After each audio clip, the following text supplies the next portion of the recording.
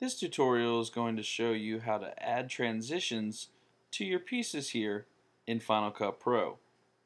Now, after we've already saved our project, or we've called it timeline editing, we've got some pieces imported here into our browser that we can edit, and we've already put some pieces here into our actual timeline that we'll add transitions to.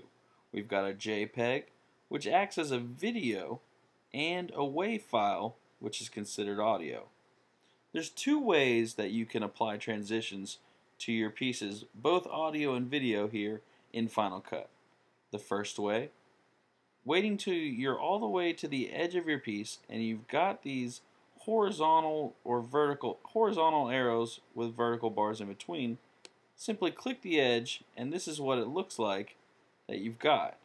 So you can then go up to effects across the top of your screen and add in a video transition. Now there's different kinds of video transitions that you can add in here, several different things. The default is cross dissolve. Keep in mind, you never want to add a transition in that doesn't add to your story.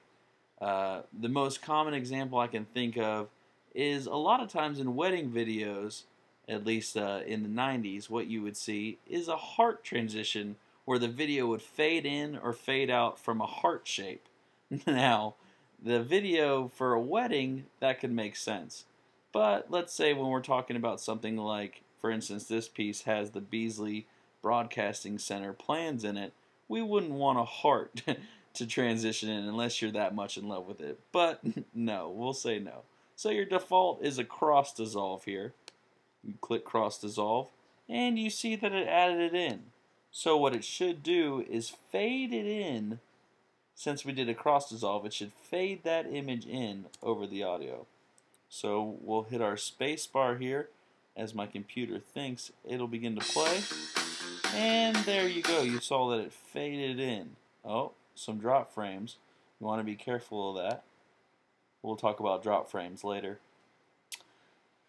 But as you saw, it faded in the piece. Now there's a couple of things you can do here once you've put it in. You can click it, simply double click it, and you can change the length that you want, the duration of the fade in.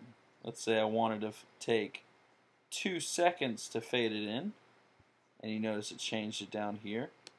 So I can play it again. And what it'll do now is take about 2 seconds to fade the entire image in. And there you go. It faded in over the span of 2 seconds. And I can simply click down here as well instead of going up top. And you can see that it made it even shorter there. So you can add in a transition by simply going to your effects and video transitions. And you can also go to your browser here, effects. You've got all these different types of transitions here, which can also be found here under your effects menu here. You've got audio and video. So let's work with an audio one this time. We've got audio transitions. I've actually already got the tab open. So audio transitions, crossfade.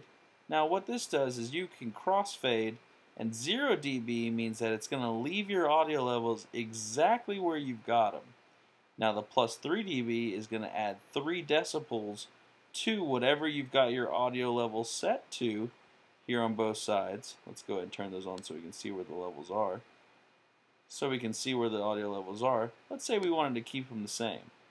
We simply click and drag, and that added in our transition here, our duration. We can also change later.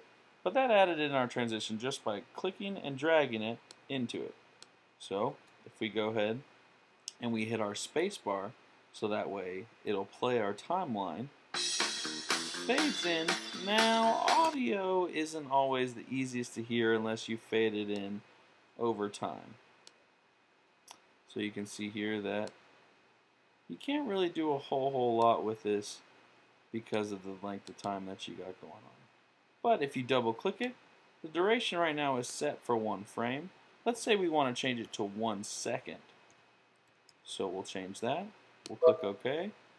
It doesn't really let us do it. It's kind of picky. and it depends how much you're working with. So let's say we try it one more time.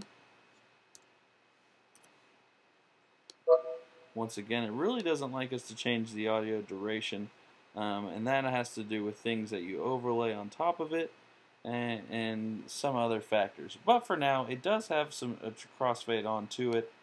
So that is adding audio and video transitions here on your timeline onto your pieces.